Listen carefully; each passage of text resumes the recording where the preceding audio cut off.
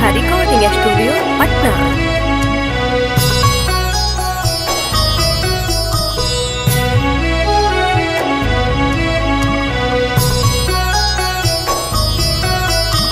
देदा कुछ रुपैया हमारा के भैया हो, राखी किने जइबा बाजार। भैया राखी किने जइबा बाजार।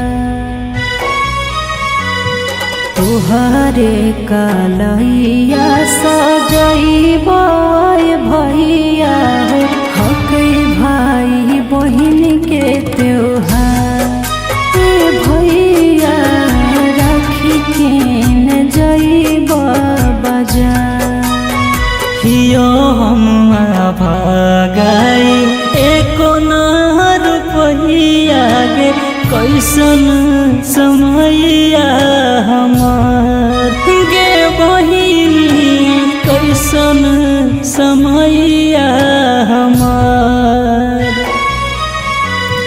बिकतो त बेच देबो तोरा लागे देहियोगे, मिलतो जे कोनो खरीदार गे बहिनी, मिलतो जे कोनो खरीदार।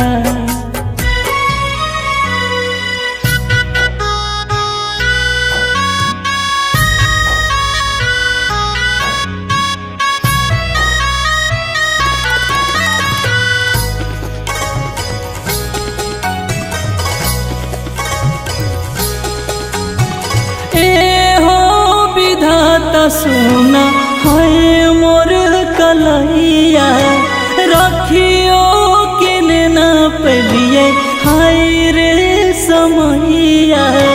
कौने दू समना बनैला कई रुपैया, जे करे लागे आज हमर कानो है भैया। कोनो बहिन होबे नहीं इतना बदनसीब, जे मनबे नाही राखी त्योहार।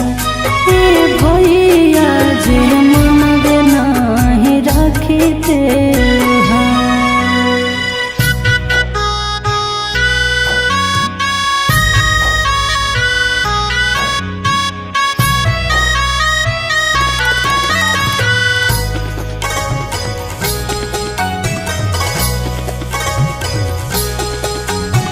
चुपे रहे बहिनी नहीं धार न लोर गे, विधना के लेखा नहीं काट के हुओर गे।